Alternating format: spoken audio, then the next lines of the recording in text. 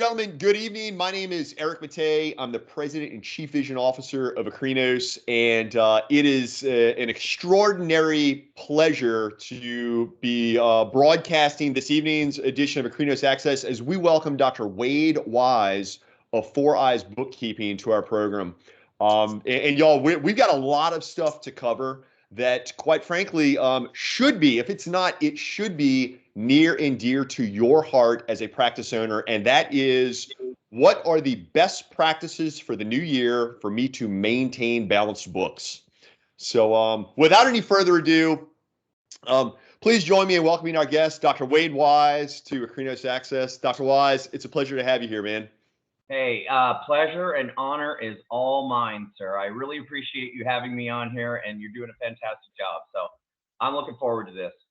Amen, man. Well, hey, look, on that note, let's kind of start with just kind of get an idea of what is your background. I mean, again, I know when you and I had some pre-meetings prior to tonight's broadcast, you got some incredible insights to share, but also kind of your path and your journey to developing and launching Four Eyes Bookkeeping. So why don't you please share just a little bit about your background?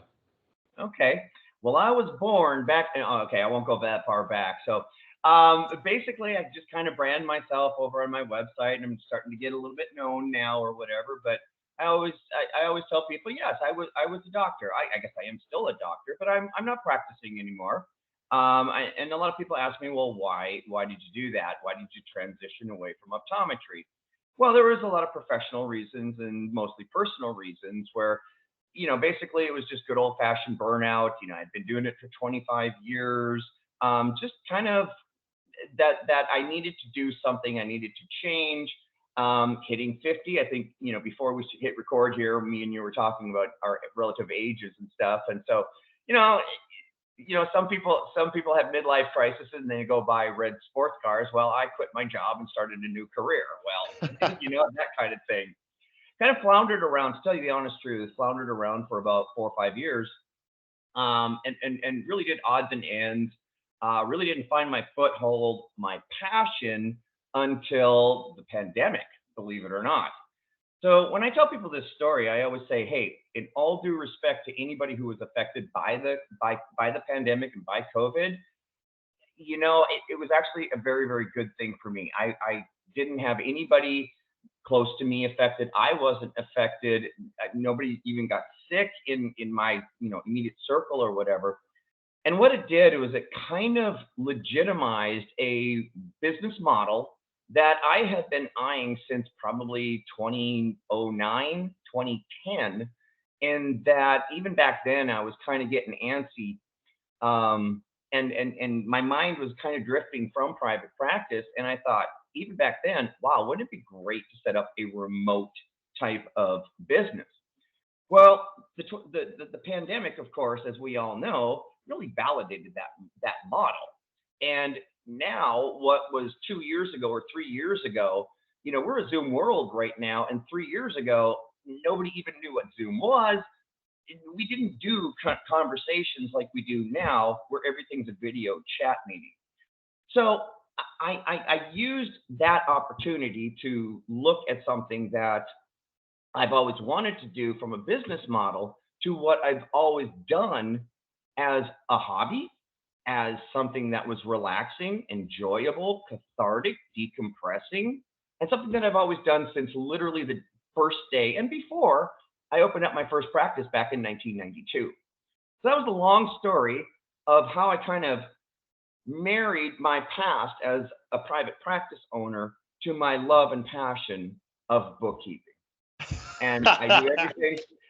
I love it. We talked about, driving home after work. Well, you know what? You see that door right over here? I don't know if you can see it. That's my commute. That's my bedroom. That's the commute. Probably less than 20 feet. That's my commute. So lots of advantages, and I absolutely love what I'm doing. So Four Eyes Bookkeeping, I suppose it was something, as you mentioned, just the act of bookkeeping was something that you became very engaged in during your many years of practice ownership, and along the way discovered the things that worked, the best practices, and kind of started to formulate this business plan that I know as long as you and I have known each other, Your business has taken off and been tremendously successful. And quite frankly, I think that is because the vast majority of doctors out there who are in private practice, um, let's face it, patient care and day-to-day operations is truly all consuming. And when you look at the importance of something like bookkeeping and how integral a role it is in just like managing the practice, keeping track of finances, et cetera, you've definitely stumbled upon something that clearly there's a huge need out there, and it's exciting for you to bring to market. So that being said, let's kind of jump into what I know I'm really excited to have you jump into, which is, what are some of these common mistakes that folks are currently making when they go about managing their books? Share some of these pearls, man, because I know you're like full of them. So share away. Full of or full of it? I didn't hear that. Put in my good ear, please. Anyway, so okay, if you want to talk about some of the most common mistakes, man, I know that in the pre-interview, and you gave me kind of a list of bullet points that you wanted me to hit. And you said, just 3 or 5. I got kind of on a roll here, so I made some notes. You kind of start from the beginning. Okay, first of all, you got to understand the importance of it, and we can address that later. But Sure. a lot of people will, of course, they will realize that there is a need for bookkeeping.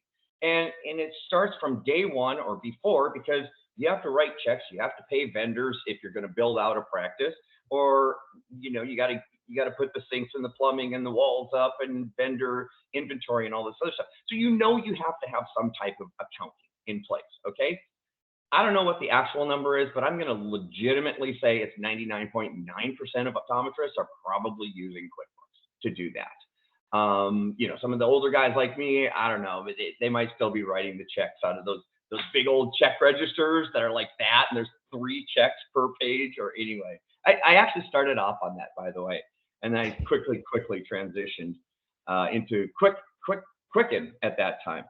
So, but anyway, some of the most common mistakes is, get yourself QuickBooks. Okay. So you have 2 choices. You have the desktop version, which is held locally on one of your computers at your office, or you go to the interwebs and you get yourself a QuickBook Online type of things. Now, there's some advantages of both, and I don't want to make this too long, but cut to the chase here, it's QuickBooks Online. QuickBooks Desktop has a fraction more functionality, a fraction. But 99.999% of what you can do in QuickBooks Desktop, you can do in QuickBooks Online.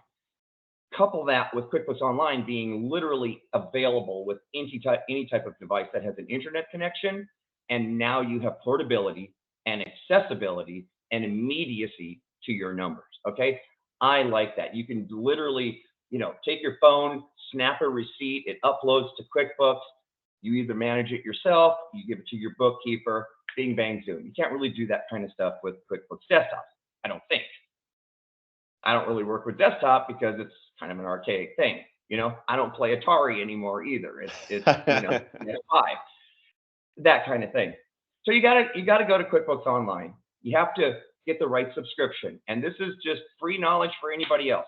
There's 5 levels of subscription, and I get this question all the time. What subscription level should I get? I got some people under, I got some people over. There's really, cut to the chase, 2 subscription levels that we should deal with. QuickBooks Essentials, and I think you sign up and it's like a $25 fee, half off for the first 3 months, and then they get you, for $50 a month going forward. That functionality in there, reports and bill pay services, or bill pay functionality, I should say, is the minimum that a private practice or a corporate office or whatever type of optometry modality you're practicing in, you can't go lower than Essentials. The next one is basically Essentials with the ability to track locations and classify, or group, I should say, like transactions into specific trackable groups. Like, say, for instance, all your VT services and expenses could be tracked into there. Doctor production numbers could be tracked in classes and stuff like that. And obviously the locations is obvious because, like that. There's even ways that we can kind of, and I am a redneck, so I can say this, we can redneck the books in doing more than one EIN in one subscription. Okay, it's not fantastically clean bookkeeping, but it because QuickBooks wants you to do one EIN. But if you can track two locations, even with separate EINs, so long as you don't submit those numbers directly from QuickBooks into their tax filing software, you're cool. And that's totally fine for optometry, because we all know that we hand our books off to our CPA at the end of the year, and he or she or they make the final decision. So why not combine into a cheaper subscription level by going the plus route? Okay, let's get to the bookkeeping. One of the things that I have found is, first of all, you got to start with the proper chart of accounts. Okay, the ones that I use is all inclusive for any type of optometric practice that you have: small, medium, large, multi-location, single, whatever. So you got to start with that, and you got to get rid of the chart of accounts. I literally go into a new set of books and delete as many things there as possible. I bring in my stuff. Now we're set up for success, whether you're a $200,000 a year practice or a $10 million practice. So you got to have the right chart of accounts. You got to go through the accounts and settings. Turn every bit of automation off. And here's why. QuickBooks, in its infinite wisdom, and I personally think they do it on purpose, gives you suggestions and says, hey, we saw this. You should categorize and do your bookkeeping like this. Okay? 9 times out of 10, it's wrong. So never go with an automated anything in QuickBooks, and literally don't take their suggestions when you're building rules and stuff like that. You're smarter than QuickBooks. Remember, QuickBooks is not optometric specific. It's for every industry across the galaxy of industries that are out there: nail shops, bars, restaurants, construction companies. Okay, so don't let QuickBooks do anything. Do it yourself. Okay. What was I going to say? Okay, turn off automation. I'm checking my notes here because I had so many things. Suggestions. Okay. The next biggest thing that optometrists do is, once they do get that chart of accounts in there, even if it's correct, it's set up incorrectly, and they miss things. They don't put things onto the books that should be on the books. I've gotten several inquiries, and I've done several reviews where the doctor was using, and I'm not kidding, over a dozen credit cards, had multiple checking accounts, and one checking account was on the books. Okay, so basically we're missing so much information because it's not set up properly. That's kind of what I'm getting at. Right. We have all the assets. We got to have all the liabilities. We got to have all the equity accounts in there. Then we can do the books much better. Okay.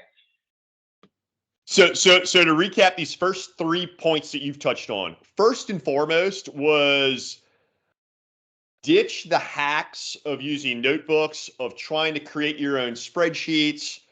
If you're not already set up with QuickBooks, get set up with QuickBooks, number one, right?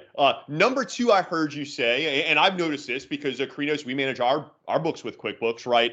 Turn off all the automations, right?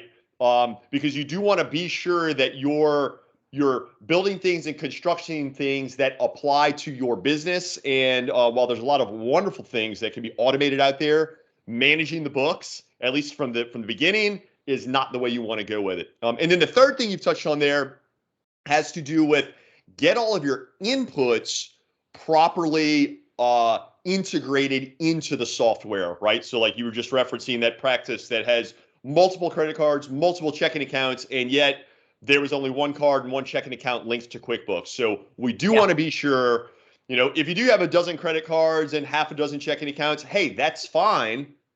You want to drive yourself crazy with that, but that's fine. But just be sure that everything is in the system so that everything can be tracked. Right, and it only makes sense. So when I see these things that are not on the books, that are legitimate business expenses, you're not getting credit for that. Okay. Sure. If you want me to continue, I can address just a couple other things. Of course. Yeah, man. Rock and roll. Yeah. Okay. This is a no-brainer, and everybody knows it. Everybody knows this, but nobody adheres to it. Do not mix your personal and your business stuff. Okay. There is stuff going back and forth. I know, right? And I'm not going to be a holier than thou person on this, because when I was practicing, I did the same thing. And why do we do it?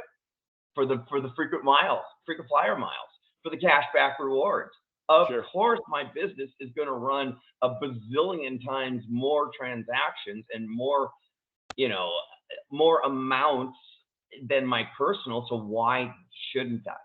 That's it. But I'm telling you, it's all fine and good. And the IRS doesn't mind. It doesn't mind if you run your personal stuff through your business, so long as you tell them what personal stuff you're running through your business. So this is where we start getting into some sketchy, gray, dangerous, litigious areas, in that and this might be no malice on the part of the optometrist.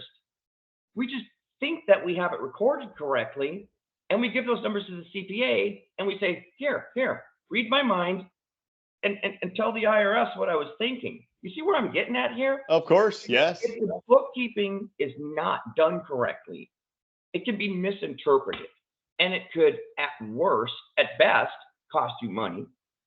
It costs you time. It costs you your sense of security and comfort with your books. And at worst, it could be litigious.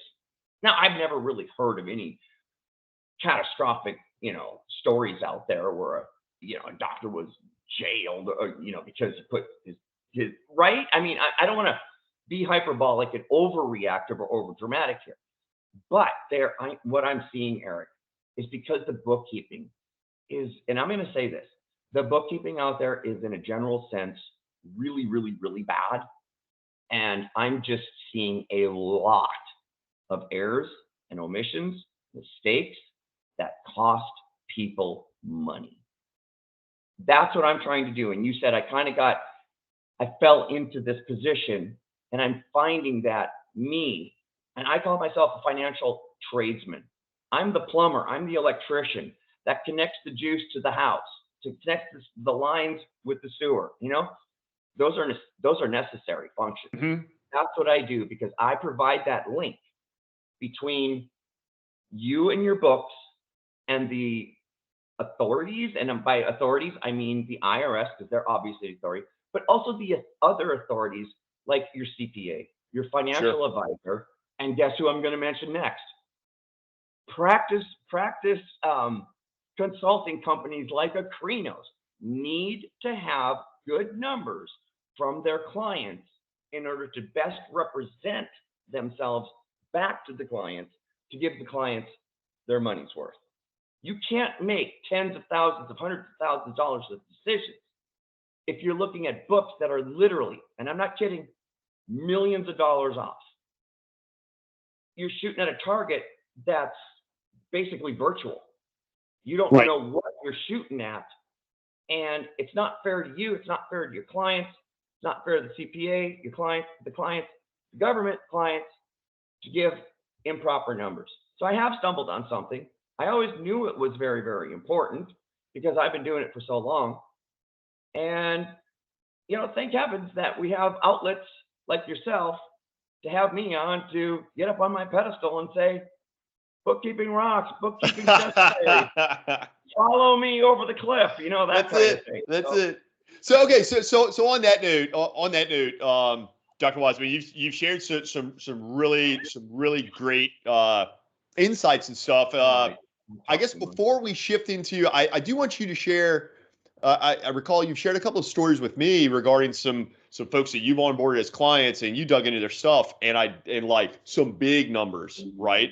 But before that, let's pause just for one quick moment and just ask if there's any questions out there. You're welcome to. Everyone does have an enabled mic, so if you want to come on audio, you're welcome to do that, or if you want to drop something in the chat. And if we don't see anything come through here, I'll tell you what, while we're waiting for some questions to come through, Dr. Weisz, why don't you go ahead and share just one of those stories? I know, like, typically it's the stories that really get people fired up regarding, like, wow, how big of an opportunity there is for people to improve their situation by, using your services or such. So share one of those success stories with us. Oh gosh, where do I start? You know what? I'm going to share. I did a podcast with Adam Schmela, and I know that you did a podcast, by the way. It posted before mine, so obviously yours is a heck of a lot better than the one that I did, because I know you killed it. I listened to it. It was friggin' awesome. It was awesome. Anyway, so well done, well done. I got to talking to Adam Schmela, and one of the things that I talked to him about was, hey, I'm starting to see the dumpster fires that are there over in QuickBooks. These are the numbers that you're getting as the CFP financial planner. How do you, I don't know if justify is too harsh of a term, but how can you rely on their numbers to which you give advice? And his answer led to our podcast in him saying, you know what? I didn't even realize it like this. Okay. So to answer your question, one of the things that I'm finding is that there's so much that is overlooked that I am finding either a large underreporting or overreporting of both income and expenses. Okay, I'll keep this kind of general. Okay. One review that I did of a very large practice. They were trying to be, very proactive and do their diligence in QuickBooks, and they were posting deposits from the day's receipts and from the day's production reports in the attempt to say, okay, this is how much our software, our EHR, or practice management software took in. That's how much we expect to see in the deposit, in our checking account. Made total sense. I totally get it. Okay. But because there's the human factor in there, it wasn't always getting done. It was getting done incorrectly. And if there's one penny off, guess what? What they expect is not going to be what comes in. So what comes in is actual and real world, but what they expect is still on the books. So they literally had a year's worth of double deposits. I went in, reconciled everything, matched everything to the real world bank fees, and saw that they were going to, had they just taken their numbers and submitted them to the CPA. And I don't know if that would have been caught because they're a large practice. I identified $300,000 of duplicate deposits. And Adam, and to get back to my conversation with Adam, he was telling me, yeah, we found this one account that had over $40,000 that he was off by. I'm like, dude, I see this all the time, and I relayed this information to him, which led to my podcast with him. So I could go down the list, and there's a lot of different things that are happening out there. I had one review, and I'm gonna say this. I had one review, and this doesn't speak well, I guess, generally in my profession, but he actually hired a bookkeeper. It wasn't me, okay? Not even sure where he got it from. It's unimportant.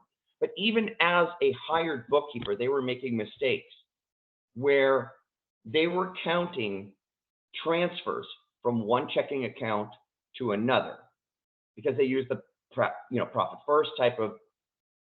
Every time that he made a transfer from his operating checking account to his profit checking account, the bookkeeper, mind you, the bookkeeper was recording that as an owner distribution. And then it was recorded as an owner distribution again when it actually was supposed to be recorded as an owner distribution. So guess what his number one concern to me was, and why he called me? I think I'm paying too much in taxes. Right. Yeah. Oh so my gosh. These are the types of things that are costing people a lot of money. And hey, I may not be a CFP, I may not be, a practice consulting guru like yourself, but I think what we're doing is really, really valuable work.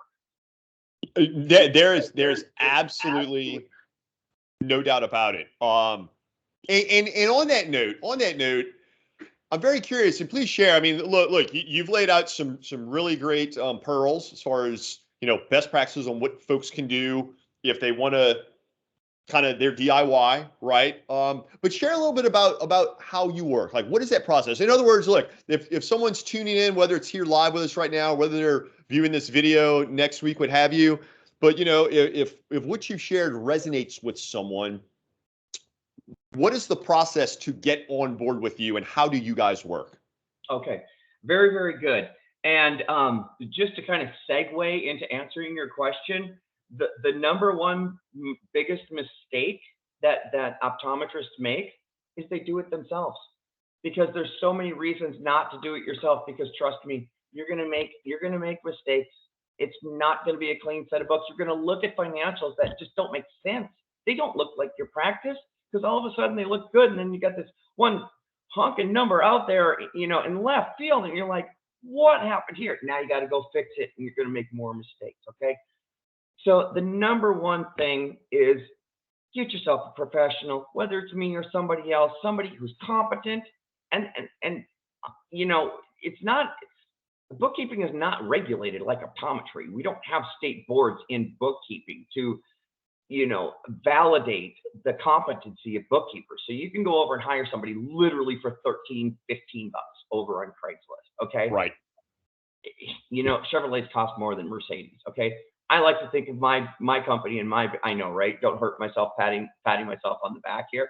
But I do think that we bring, some extra value to the optometrist. So what's it like working with me? Well, let's just say it's a process. The beginning process is the hardest part, because that's when the most work is done. Okay. I got to go in there and fix all the settings. The cleanup is usually a bear. It can be really bad. Sometimes not so bad at all. But it's really difficult from the optometrist's point of view. And this goes to the setup of software and the setup of a new service in general, where I need the information, because I'm a pretty darn good bookkeeper, but I ain't squat unless I have the proper information. So what that means is I need statements and receipts and check stub images and things like that. So the number one thing, or let's do two things. How we work is, first of all, you've got to communicate, because I'm 2,000 miles away from just about anybody right now. And it was 3,000 miles when I was on the West Coast, and most of my docs were pinging me at 4 o'clock in the friggin' morning over on the East Coast, part of the reason I moved. But anyway, so we have to set up communications, and that's just human nature, and that's just common sense. Any type of relationship that you have with another human being, you have to communicate. So that's paramount number one. The second is another communications channel by which your numbers, your practice, and the numbers of your practice need to communicate with me and my staff in my office. Okay. And that means, hands down, I need website access, not withdrawal or deposit access. Accountant view, which is basically review only type of access. And I stress that, because I literally do not want your level of access. But in order to do my job properly and not have to pester you constantly every month for statements and checks and bills and stuff like that, give me access to review the information. I'll put it into your books. Hands down, that's the number one thing. Hands down, that's the hardest thing. Once we get past that, though, and that could take anywhere from a month to maybe 3 months, we're going to get to a place where I know you, you know me, we start working together. I call that kind of autopilot mode, because all of the processes are in place. You get me your stuff, which is very minimal down the road. I'll take care of data collection. I'll take care of data input.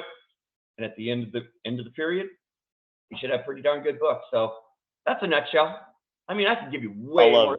I love it. My wife is sitting here going, you make it sound so easy. And she's just like, I got a bazillion things to do, and you're not even going to bring up one of them, Wade. So you can hear her laugh. So there's a lot more involved. The amount of information that we have to deal with. I mean, I thought recording for medical insurances, or insurances and reimbursement, VCP reasons, was bad back being in the medical setting for as an optometrist. This is a bazillion times more. But the cool part is I can use the technology now much better than I could 20, 30 years ago, when we weren't so digital. and information just moves. It just moves. You just got to keep processes in place so it moves to the right place, and then you can retrieve it. Sure. Sure. Wow.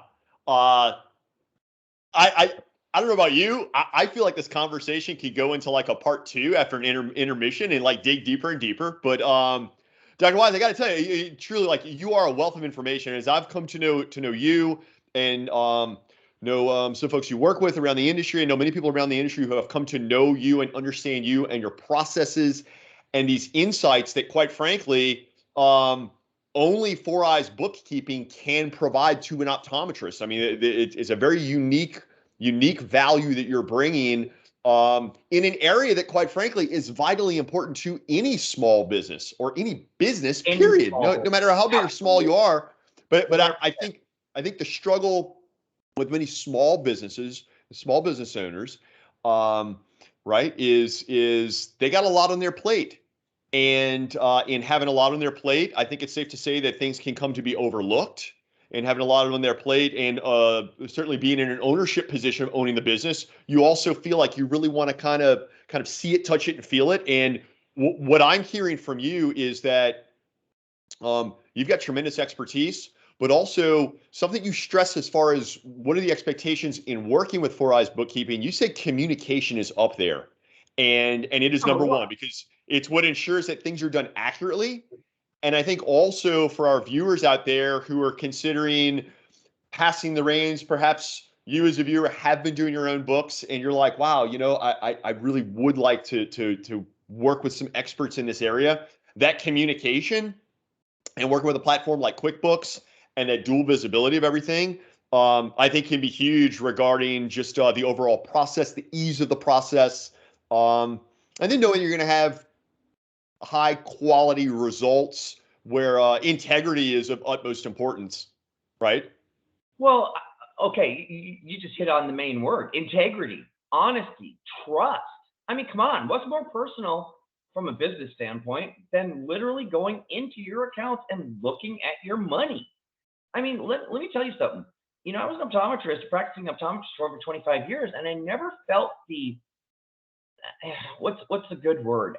I've never felt as intrusive as being a bookkeeper because patients were coming to me. I was doing their eyes. Now that I'm literally in their accounts and online and stuff like that, I feel more responsible or obligated to, or definitely, it's more of a burden than actually treating somebody's eyes and health. It's the craziest thing. I did not have 1 ounce of fear in seeing my first patient back in 1992. I knew I was trained. I knew everything like that, and all this other stuff. But you know what? I had a fear coming out of certification school and getting all these certifications and taking on my first client, because there's something about being in other people's books that you take tremendous responsibility for. I mean, literally, the last thing that you want to do is be the source of any loss or and you know what?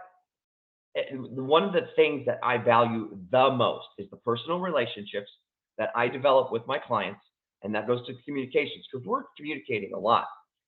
But the amount of trust that some of these doctors have given me, and I can't be too specific here, but let's just say they have gone above and beyond in trusting me with their data and access to private information that I am forever humbled for. So when you say integrity, you better be hiring somebody with that integrity. And I think, I'm going to pat myself on the back a little bit. I come from optometry. I come from benevolent, altruistic type of reasons why I got into optometry. And first and foremost, we want to heal. We want to treat. We want to help. I bring that, I guess, that same mentality. And that's why I say I speak OD. That goes back to why I think it's kind of important for an optometrist to work with another optometrist with something as sensitive and private as financial information. Agreed. Dr. Wade Weisz, it's been It's been a sincere pleasure having you on the program this evening. And I could talk about this for hours. totally. Yeah, no, I know. And I know. And it's when I think of all of the interactions that you and I have had and stuff, it was really exciting to have you on the program this evening. And again, to all of our viewers and guests out there, Dr. Wade Weisz, Four Eyes Bookkeeping. If you own a practice, if you are a leaseholder in the practice of your practice, and you're doing your own books, you don't need to be doing that. Catch up with Dr. Wade Weisz. Visit your website, foureyesbookkeeping.com. Yep. You can also find you all the different online communities, Facebook, LinkedIn, Instagram. Any closing words, Dr. Weisz? I don't know, but you leave the door open for me like that, and we're going to be here for another while. Do you not know me? Are you new here? No, I'm just kidding. Between me and you, we were joking earlier online that this had all the makings of a 4-hour podcast. Totally. Dude, I can totally go 4 hours with you anytime, even if it's recorded or not or whatever. I'm just so grateful. I have really enjoyed our relationship. I know that me and you have some plans of working together and bringing some mutual talents to the benefit of clients that we both work with. So yeah, I'm excited. It's the new year, new relationships, new smiling faces on the scene. Let's do it. Amen. Amen. Dr. Wade Weisz, a sincere pleasure to have you join us this evening. On behalf of Akrinos Access, I'm Eric Matei signing off, wishing everyone a wonderful, wonderful close to January, and we'll look forward to you joining us next month. Take care. Thank you.